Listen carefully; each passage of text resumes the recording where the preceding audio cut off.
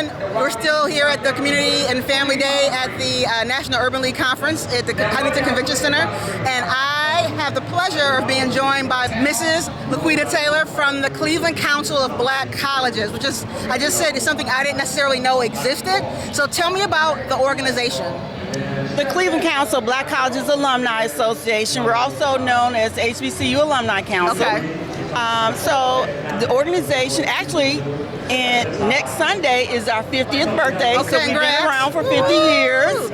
And our primary goal is to assist students, young people, to make them aware of HBCUs, help them to enter, to get admitted into HBCUs, to and through is what we say. Okay.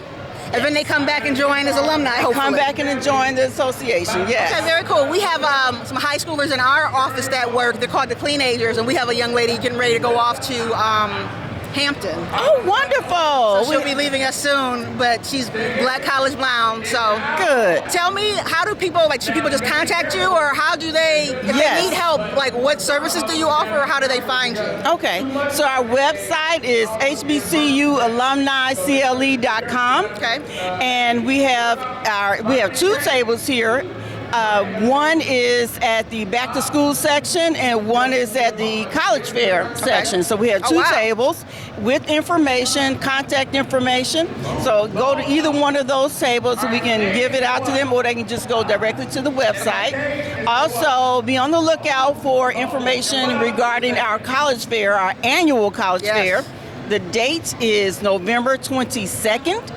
And we are gearing up for it right now. Okay. And hopefully, as we get closer, I'd love to have you guys come back maybe to our office and talk to our high schoolers. Oh, that'll be and talk wonderful. about their show, because we have a lot of kids that are juniors and seniors. Yes. And it's time to start thinking about it.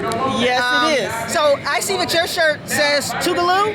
Yes, I'm a proud graduate of Tougaloo College. What is that in the country? So Tougaloo College is a small HBCU in Mississippi, right outside of Jackson, Mississippi. Okay. I also attended Jackson State University for graduate school before coming here to Cleveland. Awesome. So are you from Mississippi? I am originally from Mississippi. Okay, now you're here in Cleveland, so yes. Long ago, welcome to Cleveland. Thank you. So tell me about Tougaloo. You said it's small. What is, I know small is relative to some people. Yes. So for me, when I was there, we had a total number of 700 students. Okay. Now the number has grown, so I know it's over 1,000. But it's still small in comparison, especially when you think of, a school like Ohio State. Absolutely. So it's and some kids don't like big. Some kids need a small school. Exactly. I didn't realize that I would need it until I was there, and I realized, having a small school was very beneficial. Yeah, you get to know your professors. You got to know the professors very well. I went to a smaller, well. not that small, PWI, and I remember I had a friend that went to a larger school, and I'm like, just go ask your professors. And she was like, no, you don't understand. I'm like, don't they have office hours? You just go down there on a Tuesday or see them walking the campus? Yes. She was like, it's not like that. So I like small colleges and small environments. So I totally get it. What is a misconception that people have about going to an HBCU? Like maybe the parents or the kids, I don't know, because I heard. Yes. One of the misconceptions that comes to mind more readily is that they're not going to get everything that they need. Okay. HBCUs have varied degrees. HBCUs offer a whole lot as far as not just the degrees, but as far as experiences, internships, and sports, things of that nature. Another misconception is, I hear this all the time, well, I want to prepare myself or prepare my child for the real world, and they're going to have to deal with people in other cultures, and they're just going to a black school. I mean, they've been going to a black school all their lives, so they need other experiences. Well, the misconception is we have all cultures at HBCUs.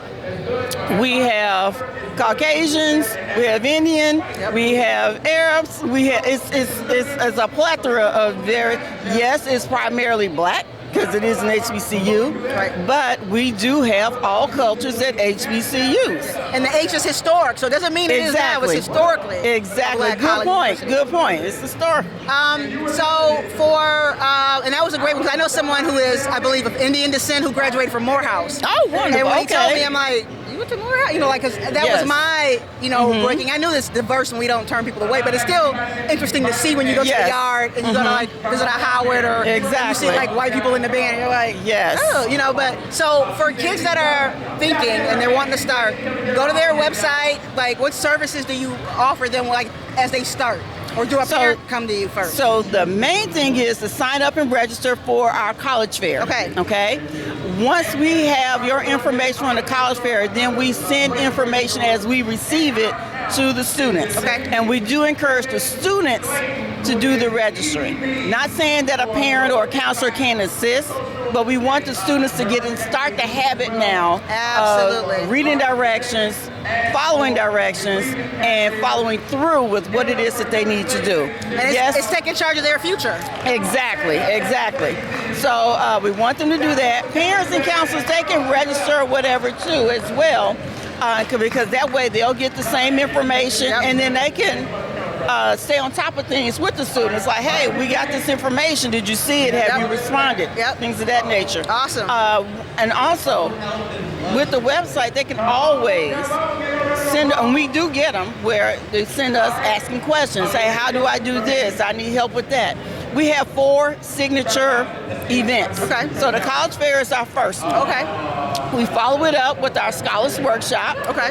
Then we have our HBCU decision day. Okay. And then last we have our, which we just had last month, our student send-off. Awesome. So that's like we're taking them through the process. So what's the Scholars Workshop? I know of the HBCU Career Fair. I've done it. I've taken both my children there. Okay. It's a wonderful event. What's the next step? The Scholars Workshop. The Scholars Workshop is now that you have applied, you've gone through the college fair, and it's primarily for juniors and seniors.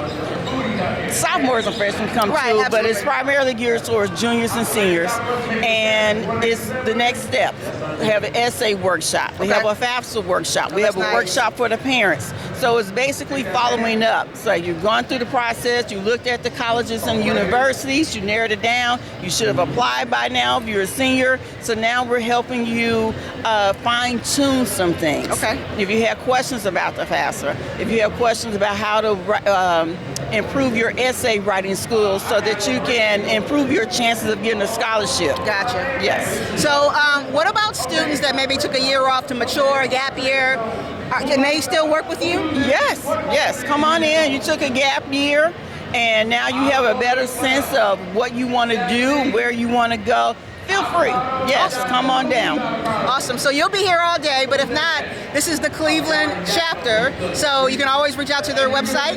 My guest today is Laquita Taylor from the Cleveland Council of Black Colleges Alumni Association. I keep forgetting that part. That's okay. Thank you so much for your time. Definitely, I'd love to have you back on the show as we get closer to to talk about the fair, and let's help get some kids off to some HBCUs. But thank you. Awesome. Thank you for having me. Take care. Thank you.